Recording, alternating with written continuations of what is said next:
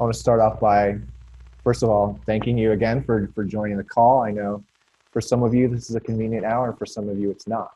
And for any of your friends, they're sleeping right now because it's like 3 a.m. in Europe. It's okay because we're recording it, so that they'll get to watch this later on.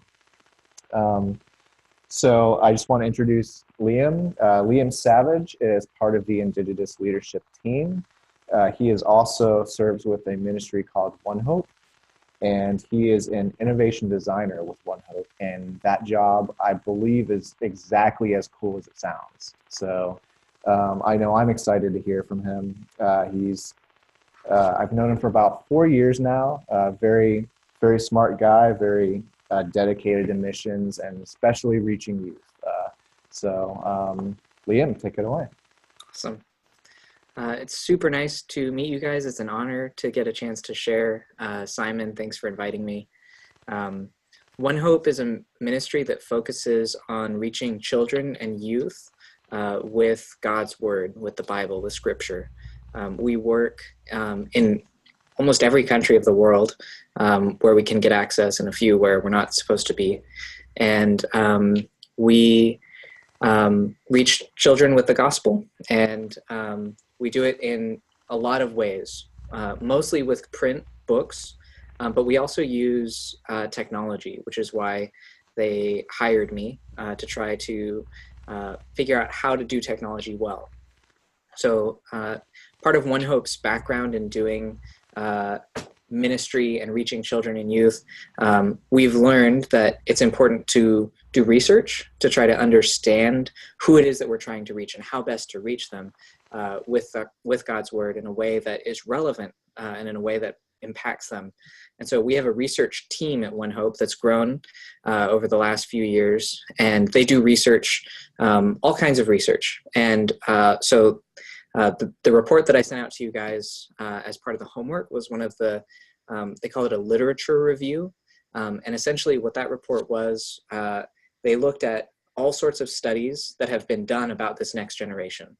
And those studies were primarily US, a little bit European, and but they looked at the cultural trends among the next generation and the way that technology has affected the next generation, teenagers and children who've grown up exposed to the mobile phones and the internet all their life. And so I think if those trends are true in the US and in first world areas, access to technology is growing and increasing around the world. So those trends are likely to be indicators of the way that culture will be shaped in other countries that are maybe weren't covered in the study. That's our assumption, at least. So we're about to conduct another study that we will have control over the research on. We're going to do the study ourselves, not just a lit review. And we're going to try to see how true those trends are overall, over the whole world. And so the innovation team tries to help OneHope learn. We try to learn things quickly. We try to help the ministry respond to changes in technology, changes in the way that ministry needs to happen. And so we looked at the research that the research team did, and we tried to say, what do these trends mean for how we do technology design? What do the trends indicate about the way technology is shaping youth in a negative way that we should potentially change and do in a positive way? So I'm going to share my screen, and this is the presentation is called Effective Technology Design, but it's effective because of its engagement with culture.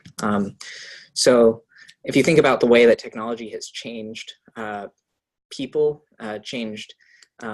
it's one of the main transitions you can think about is from print to digital. And if everything was on print, there's scarcity, like there's a finite number of books.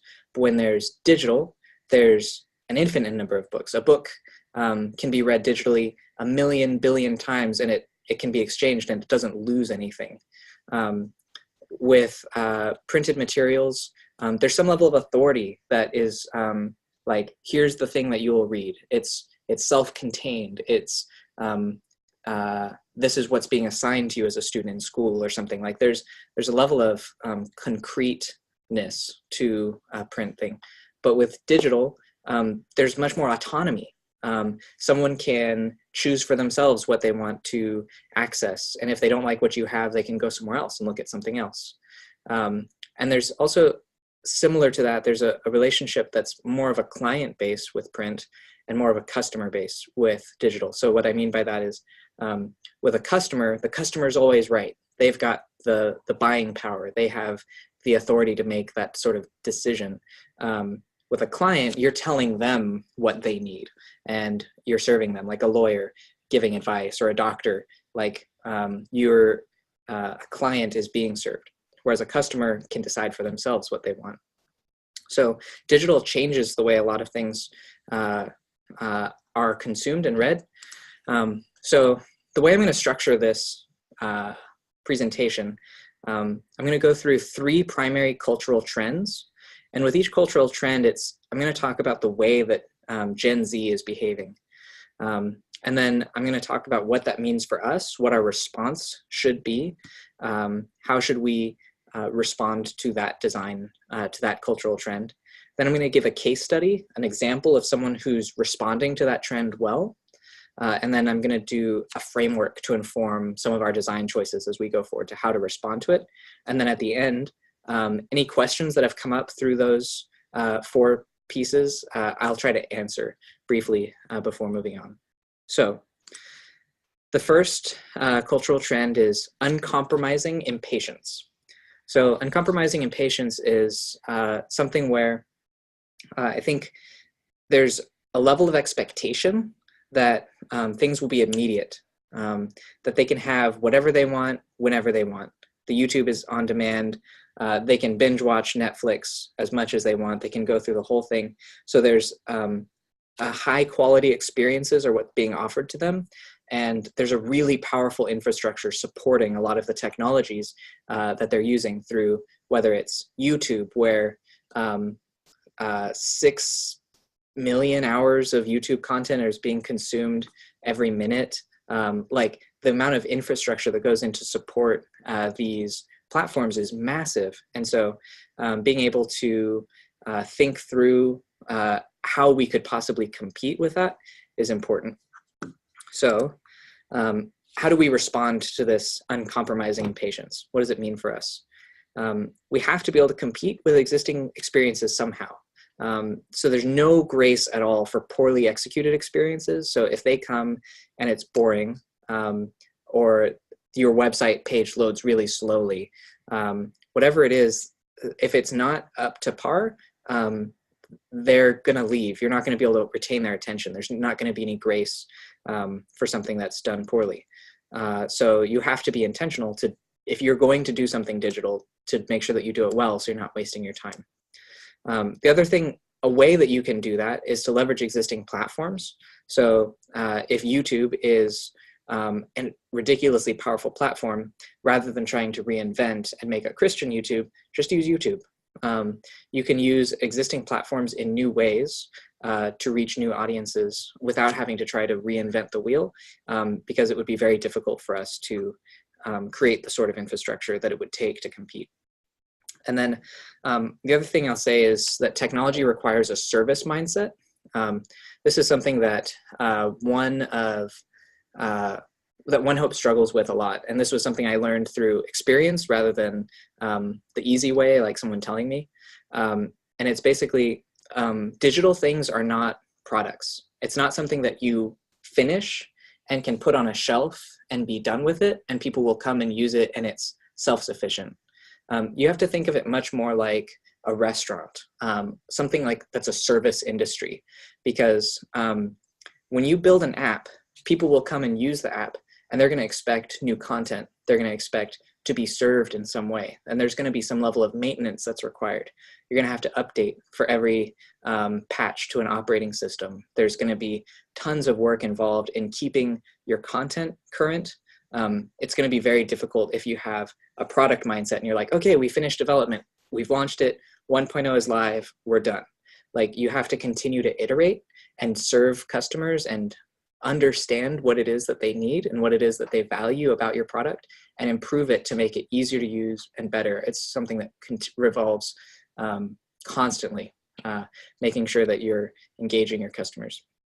So somebody who does this well, this is an app called HQ Trivia. And as far as thinking about some of those trends, this has a really powerful infrastructure behind it. It already, since I made this presentation maybe 2 months ago, for HQ Trivia has become less popular. So like the idea of fads is really strong with technology, but HQ Trivia does a really good job of responding to these trends. So if you look at on-demand experiences, high quality experiences, and a powerful infrastructure, HQ Trivia, if you haven't used it, it's essentially a game show that happens through an app. And the game show is live, being broadcast, and millions of people can play at the same time. They can answer a question all at the same time, and they get eliminated as they go through the questions. And then whoever makes it through to the end wins the prize money. So it's very simple interface. They give away free money, and even still, they don't, like, user base is falling right now.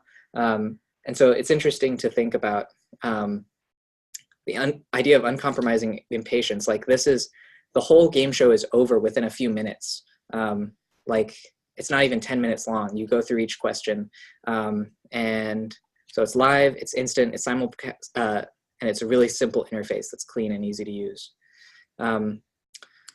So thinking about how we can respond, what's a framework for us to design by to help respond to this uncompromising impatience? There's a framework of the 6 elements of simplicity that you can think through when you're designing technology. And these are also barriers that people have to overcome if they're going to use whatever your digital solution is. So time, how long is this going to take? If it's going to take too long, it's a barrier. They're not interested. If a web page takes longer than 2.5 seconds to load, like, your bounce rate is way high. Money, is it going to cost me money? There's lots and lots of people who refuse to spend any money on apps. Like the download cost. So thinking about money is another barrier. Physical effort. What do I have to do? Like, do I have to go somewhere? Do I have to spend time on a thing? Like, do I have to lift something heavy? Whatever the physical effort is involved, it's a barrier. Brain cycles or mental effort. It's, if there's any point in your experience where the user is confused, this is why call to actions are so important on websites, like that there's one really clear call to action that people understand that they're supposed to do. Because the more they're confused, it's a bigger barrier for them to actually engage. This one is really interesting, social deviance. My friends don't do this. So the level of acceptability.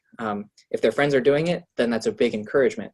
But if nobody else is doing it, nobody's talking about it, nobody's heard about it, that's a big barrier for people. They're like, I don't know, this isn't cool. I don't want to do this.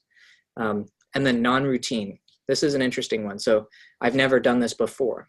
So this is an interesting one. If you think about Uber or Airbnb, Uber, people take taxis all the time. People have to get places. People need to travel from point A to point B. So Uber overcame the non-routine really easily because it decreased the amount of time, effort, physical effort, the brain cycles to try to figure out how to hail a cab. Is there a cab? And it was routine in that they already took cars to get places. That wasn't a foreign concept. This made it easier to do it. So when you're thinking about any design of technology that you can do, think through these elements of simplicity, and that'll help you lower the barriers for people to use your solutions. All right, questions. How about churches or outreaches that are located in areas with no or very low internet penetration, or risky areas where internet is severely regulated? Yeah, I think designing technology for such places has its own constraints for sure. So making sure that if you're designing something that it's a small enough file size that it could potentially be translated via Bluetooth or file sharing, that the images you use are scaled down correctly so that it can be downloaded and accessed. It definitely presents challenges. But yeah, you have to think about it. Any other questions? I see John Graff typing.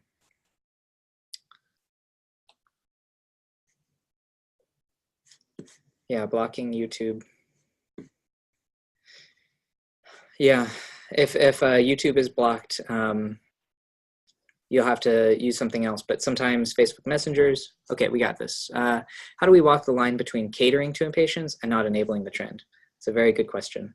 I think with uncompromising impatience, I don't want to say that we're enabling them. That's, but I think there's a certain level of quality that's required to play the game, so to speak, like to be able to enter the field to be able to compete with Reddit and Instagram and TikTok and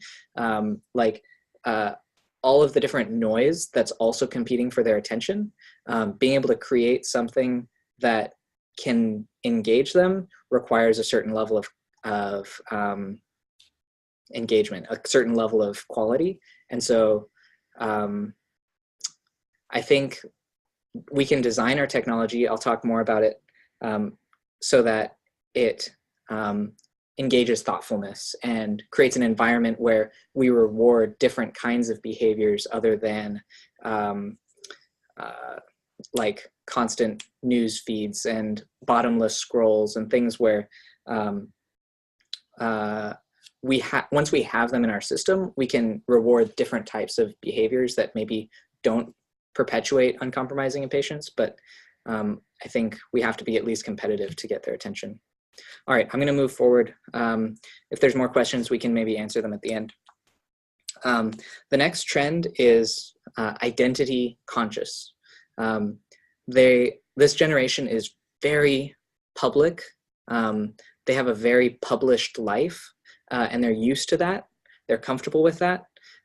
They are familiar with having their content be seen. They're familiar with publishing. They're also mindful of how their actions affect how they are perceived. They're used to counting likes and saying, oh, this post got more than that post. This one got more attention. My friends shared this one more. This has more comments. So they're very mindful of how they're perceived.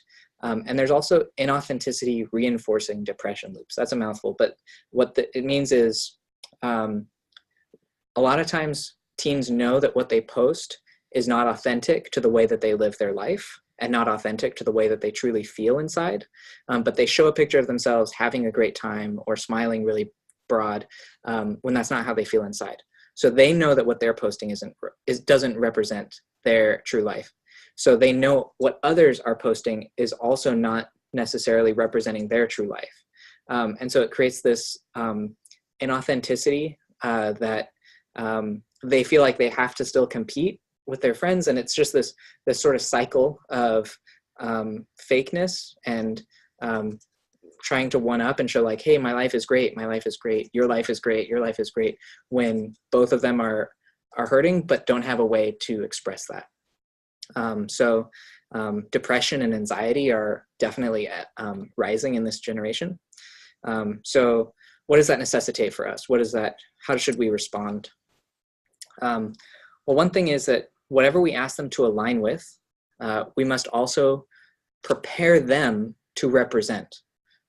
So if we're going to say, be a Christian, we can't just say be a Christian because they're thinking, well, how are my friends going to perceive me if I become a Christian? So equipping them to say, like, this is why I'm a Christian. I chose this for a reason, and here's what that reason is. The purpose sorry, you're right, Gen Z, you guys are typing. So when we get them to adopt something as a part of their identity, we need to get them to, own it, really own it, and be willing to defend it as a part of their identity. They will be slow to faith if it will negatively impact their image. So that's something that we have to just be aware of, that it's not going to be an easy decision for them. Like it is an identity shift.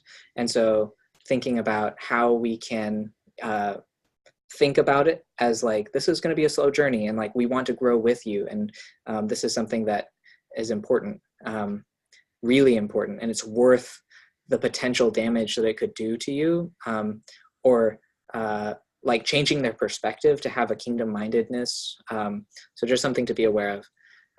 Faith must be something that they're proud of and willing to defend. And also authenticity. So about the point about inauthenticity and depression, like we want them to be authentic, and so the things that we show need to be authentic ourselves. So a lot of times I think churches and nonprofits do really highly produced work, really like professional film and professional look and feel that's kind of corporate, but that's not authentic. And so how do we model authenticity? How do we foster authenticity from them? How do we show as leaders in their lives that there are hard times and not everything is bright and cheerful all the time? And sometimes being a Christian is hard. And sometimes not everything in the Bible makes perfect sense. And if they never see us struggling authentically with those sorts of hard questions, then they're going to see Christianity as fake, just like social media. So making sure that we pursue authenticity with them is going to be critical to showing them like we truly accept you and love you for who you are, not for who you display that you are on social media. So something that responds to this identity consciousness really well is Snapchat. And Snapchat started sort of in response to Instagram. Instagram, there's this trend to make sure that everything that's posted is like perpetually a part of your profile. That was a tongue twister and I didn't intend it to be. So if you are posting something, like it's always going to be in your feed, like it's tied to your name, that picture, forever. And so Snapchat said like, hey, you can be silly here. You can post something and it'll disappear a few minutes later and nobody will ever see it again. And so I think it did a good job of getting people to be more authentic and share some of the ridiculous, silly, hard moments of their life. I was talking to a young mom and she said like, I would never post a video of my child having a fit in a grocery store, screaming and crying on the floor. But it was so ridiculous, and my other friends, that I posted it on Snapchat and they could see it and laugh about it. And it was like, parenting is hard. But you wouldn't ever post something that dramatic and absurd on social media because it would look like a bad parent. So it's really interesting just to think how you can create environments where people feel safe to be more authentic. So one thing I'll say about this authenticity, so Suka, to your question, technology scales access to people. It's a medium where you have the opportunity to potentially engage with anyone in the world. You can connect with them probably on Facebook, YouTube, social media platform of some sort. If it's China, it would be QQ, or you can reach pretty much everyone through technology. But the thing that doesn't scale, so technology scales access, but it doesn't scale relationship. Relationships are still between individuals. Relationships are still one-on-one. So just because you have access to someone doesn't necessarily mean that you're going to be able to build trust, build influence. Those things take just as much time and intentionality in person as they do online. So it can be done in the digital space. This is a book. These are points from a book called How to Win Friends and Influence People. So thinking about how do we do digital in a way that we can be authentic and foster relationship. I wanted to just share a couple of principles from this book about winning friends and influencing people, which was written in 1936, but is still one of the most purchased and read books. And it talks about building trust. And these are things that I don't necessarily have answers to, but they're things that we need to try to think about. How do they translate into the digital space? So how do you be genuinely interested in someone through a screen and if you're not present with them? How do you smile if it's text? How do you remember their name if you're interacting with them digitally? How can you be a good listener if you're not physically with them? How do you talk about their interests when everything on the internet is primarily about publishing what you have, and we're just sharing, here's what I do, here's what I've got, this is the value for you. You build trust by listening to their interests. How do you make them feel important? How do you affirm them and lift them up? So then another one is to change people's minds. So getting them to be a Christian will require a change in their thinking. How do we get to change their minds? So these are the 12 ways to win people over to your way of thinking, which is for us that Jesus is God and our Savior, and that he loves us. The first one is don't argue. And I think the first thing that people do online is argue when it comes to Christianity. So how can we do this well? And it's going to be a challenge. So respect their opinions. Admit your errors quickly. Be friendly. Start with common ground. And I think so many times we just jump right into it. And it's like, this is where we're different. This is where your ideas are wrong. But it's like, how do you build a bridge of common ground first? How do you build a relationship before you start trying to change their mind? Let them talk. Understand their perspective. Understand why they're not a believer before you try to convince them to be a believer. Be sympathetic. Dramatize your ideas. Use stories. Talk about something as experiences you've had rather than just like, this is the way things are. And if you don't believe it, you're stupid. Appeal to their nobler motives. This is something that winning them over is like, you want them to think that this is the good thing to do. Throw down a challenge. This is something that my friend Aaron Thompson does really well. People respond to challenges. They like rise to the occasion. And he says like, this necessitates a decision. Like this is life, world changing information. You need to make a decision about it one way or the other. And he always like challenges people when he's sharing the gospel to decide one way or the other. And then let them come to the idea themselves. This can be seen as passive aggressive if it's used wrongly, but I think if you can lead them to a conclusion, if you can get them to come to the idea themselves, then they feel like they own it and they don't feel like you're trying to push it on them. So these are things that I think we don't think about when we're designing technology, but I think that they're really, really important. So questions about this? Let's see. What about parents and mentors guiding believer teens in how they use social media to be more of who they are online? Yeah, I like that idea. I think mentors should play a huge role, and they do still play a huge role in the lives of their kids. So parents being aware of these trends and helping to inform like, hey, like, you had a terrible day. Why did you post that picture of yourself looking really happy? Like sort of calling them on it and encouraging them to be real and letting them know like, hey, everyone has hard days. Your friends will be encouraged by the fact that you had hard days, and even modeling as a parent some of the authentic struggles that you have. I know one time when I was a kid, my mom was like really honest with me about something that she was having a hard time with. And it was really impactful for me. Like I felt finally like normally this character in your life who's like perfection and has everything together and is like unshakable. It's like, oh, like it's okay to be shaken, and that's human and right. Does anonymity foster an environment of safety? I've seen it go both ways. There are some platforms that are built around anonymity, and it does bring out a lot more honesty. It does bring out safety in some cases, but I've not always seen that be a positive thing. I think it can potentially be harmful. And I'll say I think my foundation for this is relationships should be authentic.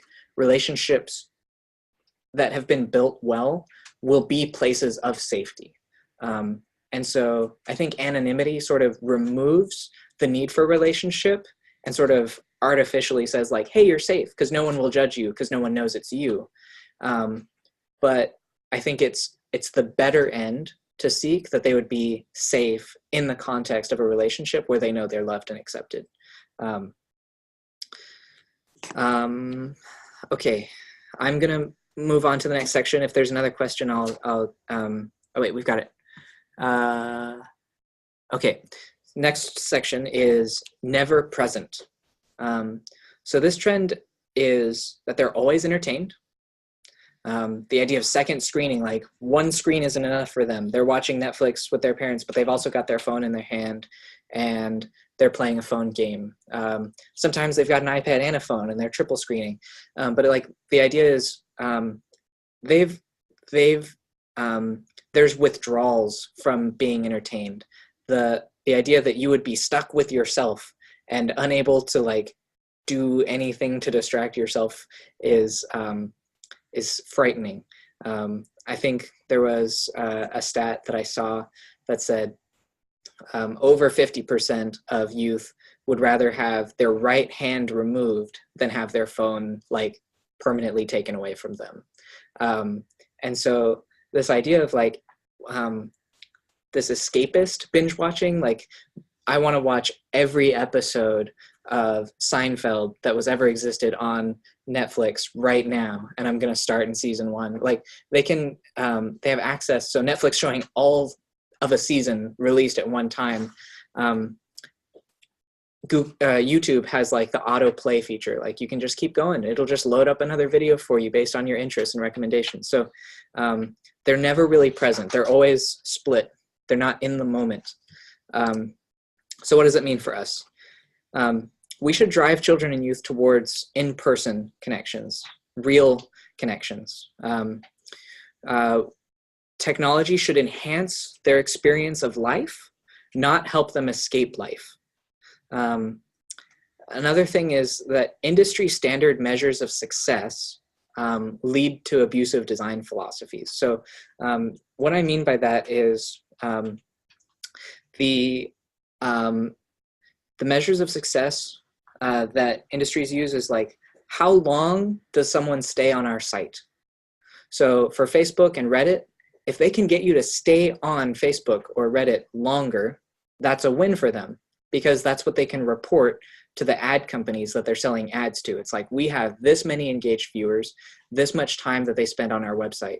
So, but for us, maybe 10 minutes is all we need. If you think about reading a book, it has what's called like a natural break, where you start a chapter, you read 15 pages, and there's a chapter end. It's a good place to stop. Put your bookmark there in that chapter, close it, set it aside. You did some reading. There's no chapter breaks in Facebook. You just keep scrolling, keep scrolling. It'll keep loading more stuff for you all day long. So how can we design our technology to give our users a break, to give them an encouragement to say, that was enough. Like thank you for engaging. Come back tomorrow.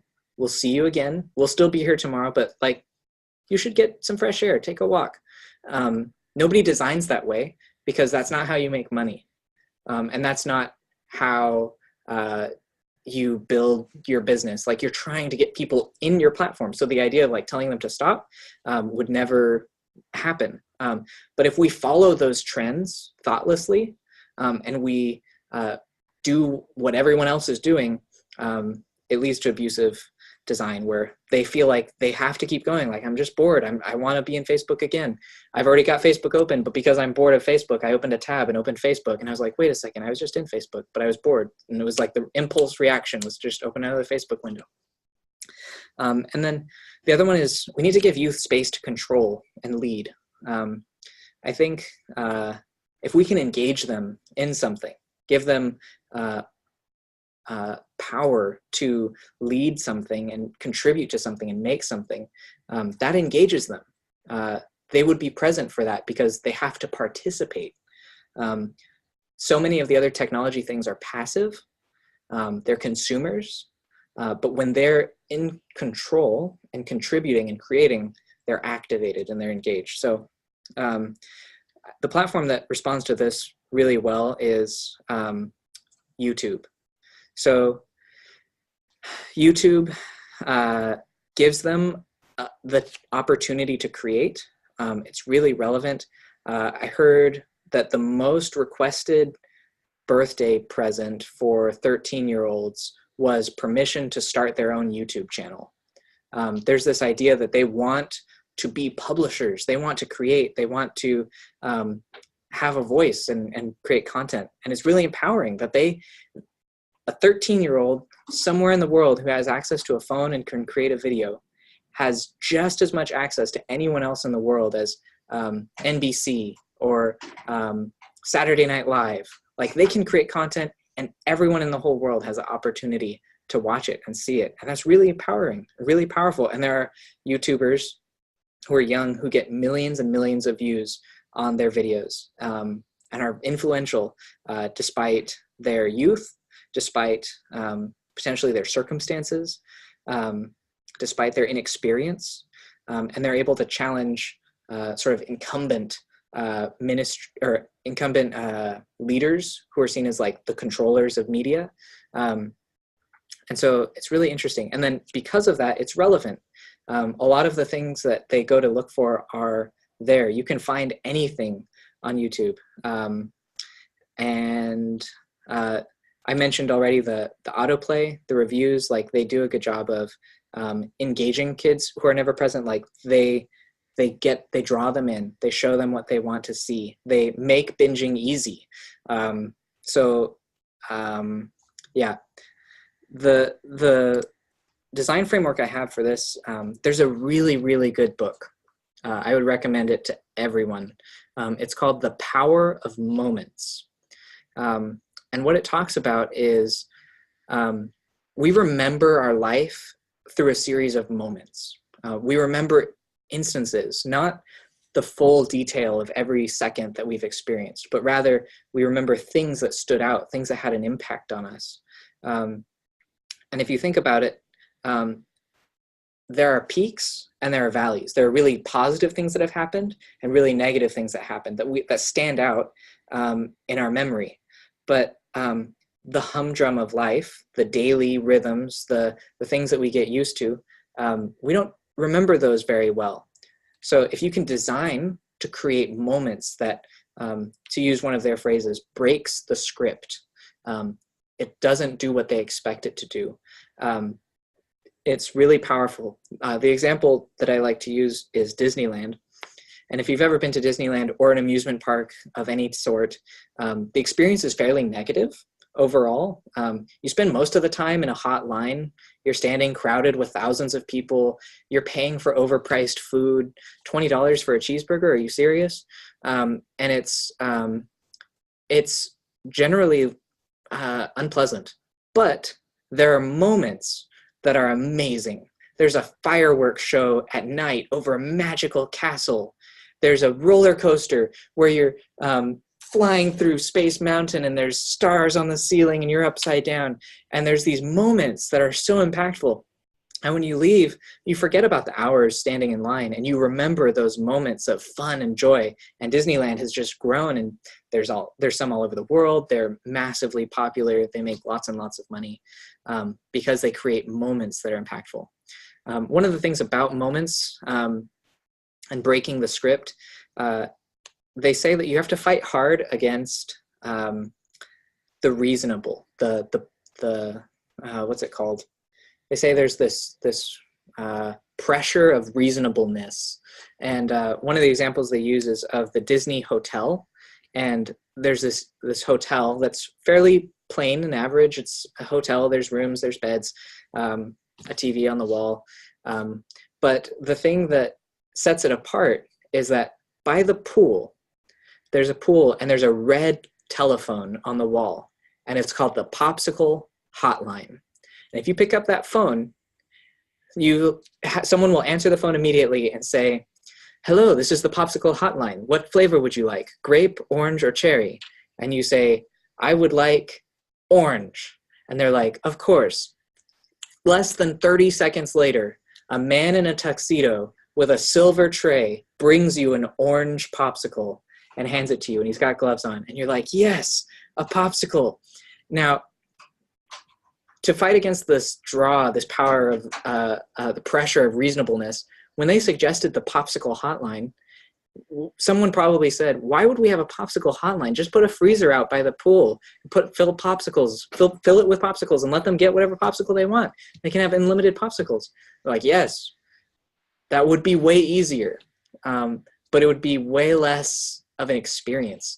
Having someone in a suit bring you a popsicle on a silver platter, it's like, that's power. That was something. That was different. That broke the script. Never have I had this sort of free popsicle servant before.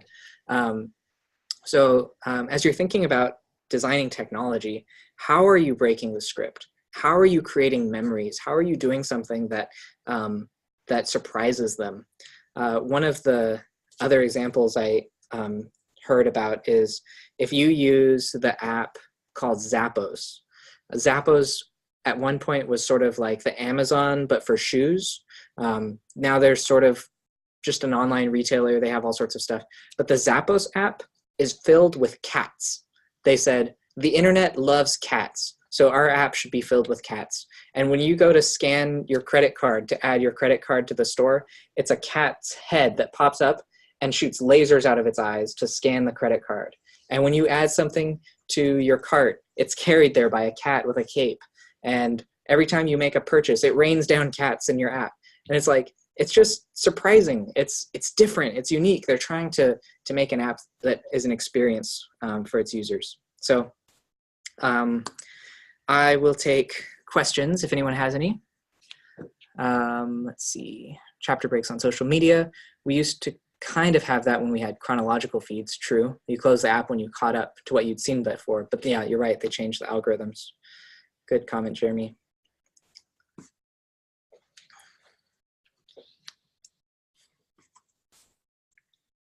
Yeah, the chronological feed was an interesting change. Someone came up to me and they're like, hey, weren't you just somewhere? I was in another country or something. And I was like, no, that was weeks ago. And they're like, oh, I just saw it yesterday. And so yeah, the chronological feed was nice. Okay, doesn't look like there's any questions on this section. Now, I want to just talk about an app that does this well, that does a lot of these things well. Voke is an app that is being made by a Christian company. It's was started by Crew. It's now being run by Jesus Film. It's really hard to do technology in isolation. It's really hard to do technology because when I talked about the uncompromising impatience, to create a high-level experience that's competitive with everything else that's out there, one organization by itself usually doesn't have all of the expertise and resources and talent it takes to make and manage something long-term. So collaboration has been really important. We've seen that at OneHope with Bible App for Kids, which is one of the apps we've made. I think it has 20 million downloads now. It's Bible stories for kids, like 5 years old is the target age.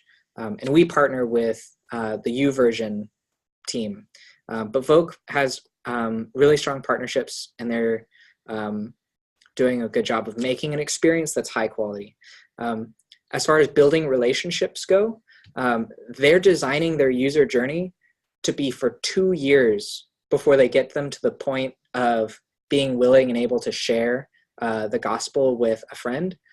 It obviously could happen much sooner than that, but they're expecting that they're going to need to build a relationship of trust with them, help the student to own their own faith and value their faith and understand that faith in Jesus is the best way to inspire hope in their friends. And so they're trying to take them on this sort of spiritual development journey. And so they're planning for like a 2-year sort of on-ramp. So that's the right way to go about relationship digitally, rather than hitting them with, you should do this right now. It's personal. The core interaction is around strengthening real friendships. They want you to share it with someone that you actually know. So rather than saying, I'm just going to broadcast this, I don't really know who it goes to. It's about one-on-one conversations. So I like that. And it's empowering. So the experience is gamified. It centers on making the world a better place. It's about spreading hope, and the best hope that there is in Jesus. So Yeah, I really like what they're doing. I think they're doing a lot of things well to respond to the next generation. Um, yeah, Kevin, 5-minute user journeys. All right. So I'm gonna suggest we go to breakouts. I'm gonna pass it to Jeremy first before we do, but the breakout question would be, what do you see as the most important trend to inform the designs that we create? So we talked about 3. We talked about uncompromising impatience. We talked about identity consciousness and the never present aspect of them. So which of those do you think is most important? And then you guys can just, in the breakouts, talk about those and what you learned and ask questions and discuss, but I'm going to pass it over to Jeremy. Thank you guys so much for listening. I really appreciate it.